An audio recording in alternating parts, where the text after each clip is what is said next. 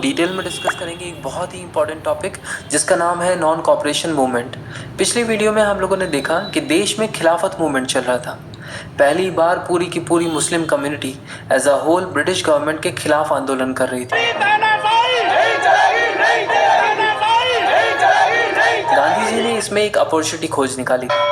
उन्होंने सोचा कि मुस्लिम्स ऑलरेडी ब्रिटिशर्स के अगेंस्ट फाइट कर रहे हैं और अगर ऐसे टाइम पर हिंदूज भी ब्रिटिश गवर्नमेंट के खिलाफ एक मूवमेंट शुरू कर दें तो ये पहली बार होगा कि पूरा का पूरा देश, हिंदू मुस्लिम सभी ब्रिटिशर्स से एक साथ लड़ रहे हैं।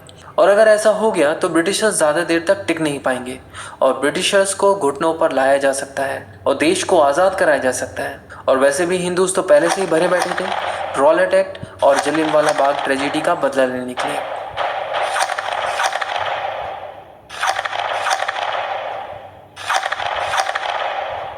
गांधी जी ने उन्हें प्रॉमिस किया था कि अगर वो नॉन कॉपरेशन मूवमेंट में खिलाफत मूवमेंट के साथ खड़े हो जाते हैं तो वो 1 साल में आज़ादी दिला देंगे।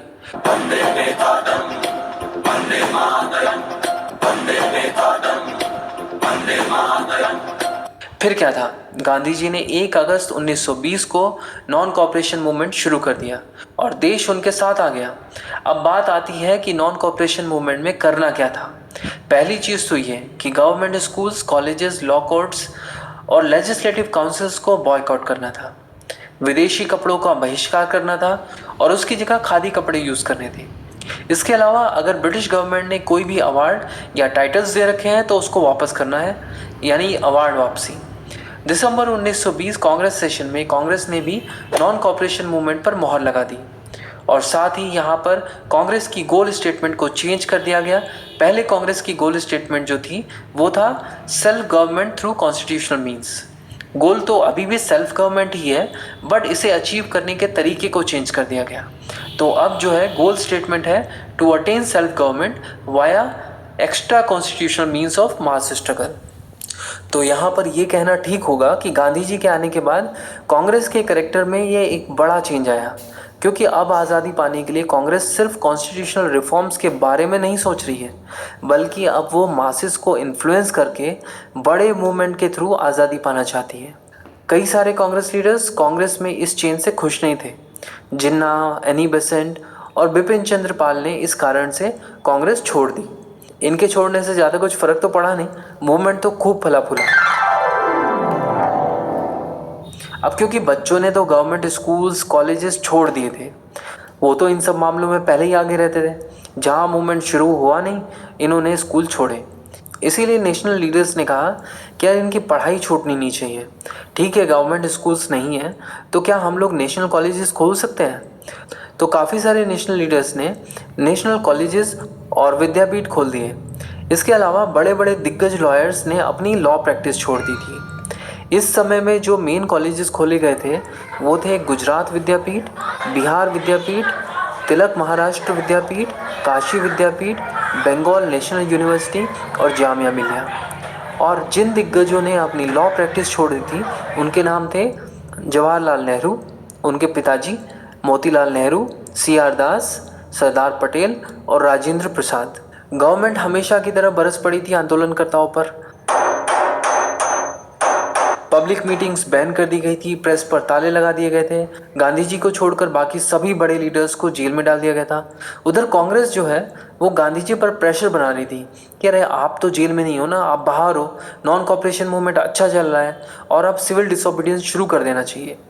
गांधी जी पर इतना ज़्यादा प्रेशर बना दिया कि यार गांधी जी आप जो है गियर बदलो, यार अगला गियर डालो आप।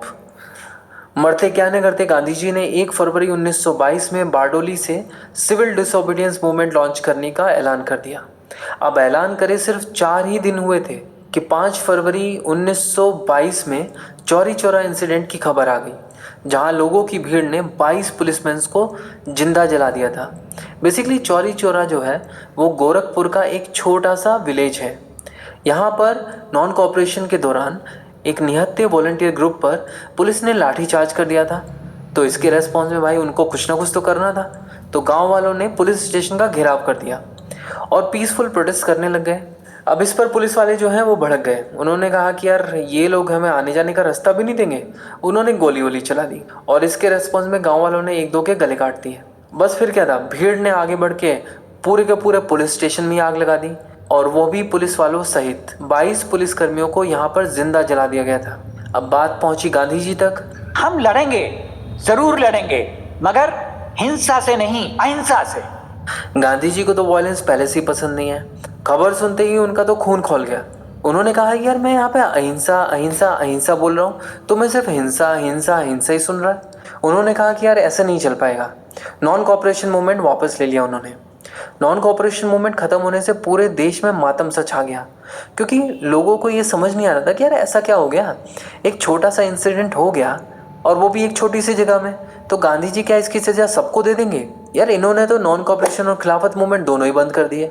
इनफैक्ट कांग्रेस के कुछ बड़े नेता जो थे वो भी गांधी जी के इस डिसीजन को एक्सेप्ट नहीं कर पा रहे थे। अगर कुछ भी हो, सच्चाई तो यही है कि चौरी चौरा इंसिडेंट की वजह से नॉन कॉपरेशन मूवमेंट जो है, जो अपने पीक पर था, उसको अचानक से बंद कर दिया गया।